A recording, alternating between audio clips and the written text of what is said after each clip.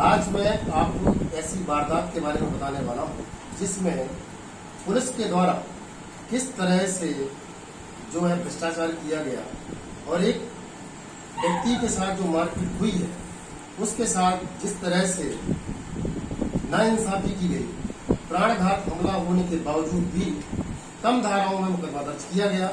यह मामला छतरपुर जिले के राजनगर विकास खंड के अंतर्गत आने वाले बमीठा थाना का मामला है।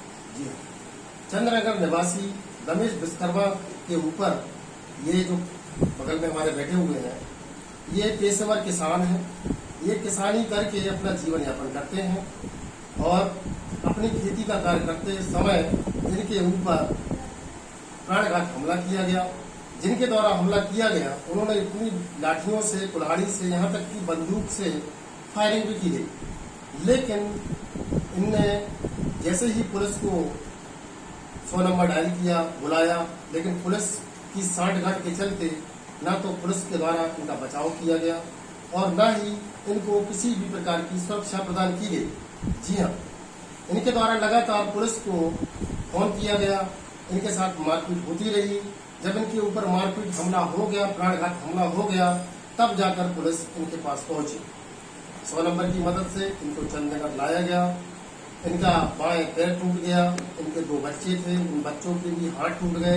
एक का बाएं हाथ टूटा, एक का दाएं हाथ टूटा। इतना बड़ा प्राणघात हमला हुआ कि ये लोग अपनी जान बचाकर आए, लेकिन पुलिस के द्वारा इसमें पुलिस की जो लापरवाही देखने को मिल रही है, पुलिस ने मामूली धाराओं में इनके ऊपर मुकदमा किया उनके खिलाफ और साथ ही इनके ऊपर भी केस बना दिया गया। जी हाँ, ये FIR की कॉपी में आपको बता रहा हूँ।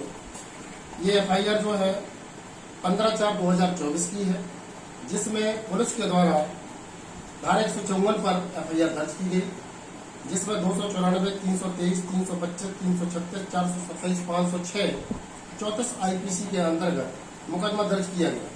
जबकि इनके ऊपर प्राणघात हमला हुआ था, लेकिन पुलिस के द्वारा 307 का मामला दर्ज नहीं किया गया। आज मैं उनके साथ बैठा हूँ और उनसे वास्तविकता जानेंगे इसके केस के बारे में कि आखिर इनके साथ कैसी घटना हुई, पुलिस ने इनका कितना सहयोग किया और विवेचना में पुलिस इनका कितना मदद कर रही है।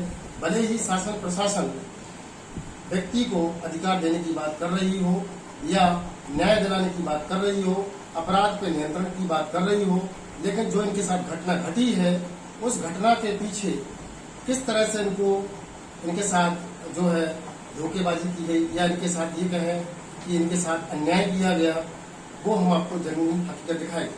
ग्राउंड जीरो रिपोर्ट में चाणक्य न्यूज इंडिया आज इनके घर पहुंची है। सबसे पहले नंबर आपका मेरे चैनल में स्वागत है। आपका क्या नाम है? नाम है रमेश विश्वकर्मा। ये जो आपकी साथ घटना घटी थी, मारपीट हुई थी, क्या कहानी है? कहानी ये है कि मैं सितंबर माह से अपने खेत पर गया और मुझे मेरे स्वामी ने पूरी व्यवस्था बनाकर दी है, तो मैं खेती करने लगा वहाँ पर। अच्छा। खेती करते करते जो महुआ का समय आया है और महुआ बीनते रहा मैं। इसके बाद मैंने फिर खेती मूंग बोई है, तो मूंग में करीब मैंने कम से कम 20,000 रुपये की लागत लगा करके मूंग अपनी फसल में पानी लगा रहा था। उस समय हरप्रसाद की घरवाली आई और मेरे बच्चे बारी लगा रहे थे, खूंटा काट रहे थे, मवेशी ने चढ़ जाए। तो फिर उस समय हरप्रसाद की घरवाली ने गाली गलौज की है, बोली यहाँ से बारी नहीं लगाने देंगे, हमको पूरा पूरा चाहिए। जबकि जमीन आपकी थी ना वहाँ पे? जमीन हमारी है जी। तो मना करने लगे हमारे बच्चों और हमारे बच्चों से कहने लगे कि यहाँ से भग जाओ और नहीं तो हम ऐसे आरोप लगाएंगे कि तुम परेशान हो जाओगे, तुम फिर कहीं सुनाने लायक नहीं होगे। फिर लड़के हमारे वहाँ से आए हैं। तो फिर इसके बाद में राहुल आया, वहाँ पानी लगा रहे थे, तो राहुल पता नहीं कहाँ से आया, घड़ी के पास पहुँचा तो एकाएक वो पानी पीने लगा। उन्हीं के परिवार का है, तो हमने उससे मना किया। मैंने कहा भैया देखो तुम लोग परिवार को रहो, ऐसा नहीं कि तुम कोई जहरीला पदार्थ डाल दो हमारे यहाँ पे घड़ी में, तो हम लोग यहाँ पर हैं। आपके पहले से कोई पुरानी उनसे दुश्मनी नहीं? हमारी विवाद था? नहीं, हमारी पुरानी इनसे दुश्मनी नहीं थी। पुरानी दुश्मनी है हरप्रसाद से। अच्छा। इसलिए हरप्रसाद से दुश्मनी है क्योंकि 1 एकड़ जमीन हमारे पिताजी दे गए थे, हमको जानकारी नहीं है इस बात की, लेकिन वो कम से कम 1.5 एकड़ तक कब्जा किए हुए हैं और जो 6 पेड़ मुर्गा के थे। नहीं, विवाद की स्थिति कैसे बनी, विवाद कैसे हुआ, उसके बारे में आप मुझे विवाद कैसे बना है कि मैं उस समय महुआ बीन रहा था, तो महुआ जो मेरे हैं तो रजिस्ट्री में नहीं है, पिताजी बता रहे थे।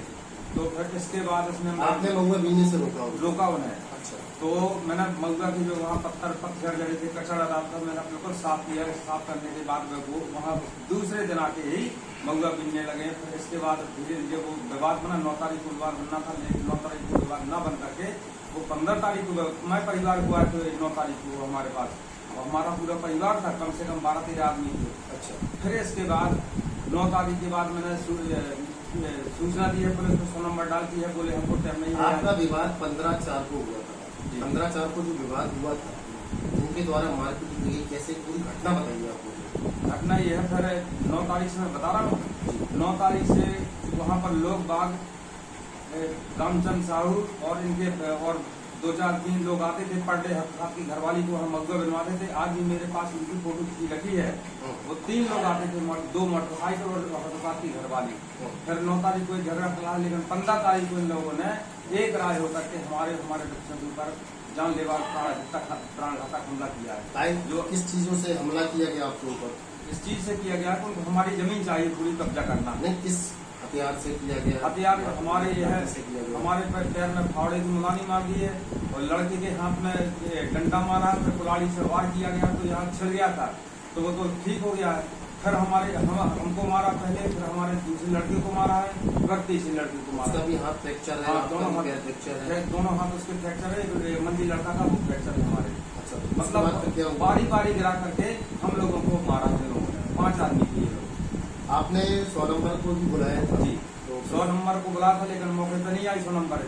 जब हम लोगों को बिल्कुल मरणासन हालत में हो गए, इसके बाद हम दुनिया ताला है, वो हमारे पास कॉल डिटेल रिकॉर्डिंग करी है, वो हमको आपको कॉल डिटेल रिकॉर्डिंग देंगे। बोले कहाँ हो? हमने कहा हमारे भैया तुम लोगों ने तो हमारे नहीं, तो आपका कहने का मतलब ये कि 100 नंबर ने भी आपको गुमराह किया, षड्यंत्र पूर्वक योजनाबद्ध तरीके से आपके साथ मारपीट हुई है। जी।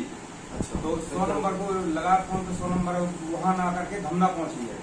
तो फिर इसके बाद इतने लोगों ने हमला किया। हमला करने के बाद जब हम लोग व्यस्त हो पूरे परास्त हो चुके हैं, तो हमारा सोनजी का लड़का आया है, नीरज अहरवार, फिर हमारा लड़का बड़ा पहुंचा है, मोहित विश्वकर्मा पहुंचा, हमारे घर से लड़की की मम्मी पहुंची है, तब जाकर के वो छोड़ के भागे। फिर लौटने लगे हैं, फिर देखा तो फिर लौटे वो निकल गए हैं। फिर उसकी घरवाली नहर में गई है। सबसे बड़ा सवाल ये पैदा हो रहा है कि 100 नंबर जो मध्य प्रदेश के मुख्यमंत्री जी के द्वारा ये योजना लागू की गई थी कि 100 नंबर से व्यक्ति को जो है मदद मिल सके, अपराध पे नियंत्रण हो सके, तत्काल पुलिस आ सके, लेकिन पुलिस 100 नंबर लगाने के बावजूद भी मौके पर नहीं पहुंची।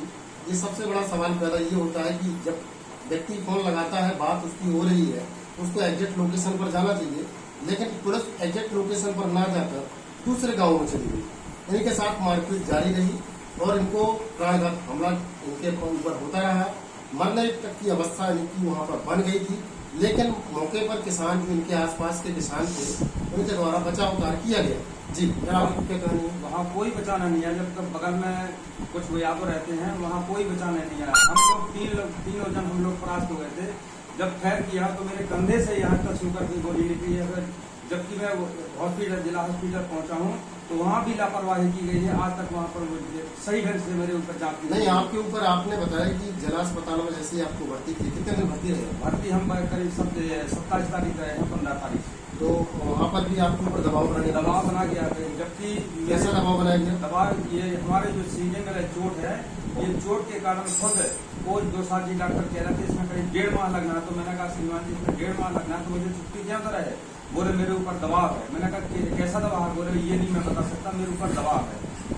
आप देख लीजिए कि राजनगर विकास खंड में किस तरह का अराजकता का माहौल है। प्राणघात हमला होता है, प्राणघात हमला के होने के बावजूद जैसे तैसे वो अपने इलाज के लिए जिला अस्पताल जाता है। जिला अस्पताल में भी डॉक्टरों पर दबाव बनाया जाता है कि आप जो है इनको छुट्टी कर दीजिए। कहीं ऐसा नहीं कि 15 दिन मरीज या 1 महीने रुक जाए, जबकि इनको प्रॉब्लम आप देख सकते हैं, इनको शारीरिक रूप से ये स्वस्थ नहीं है।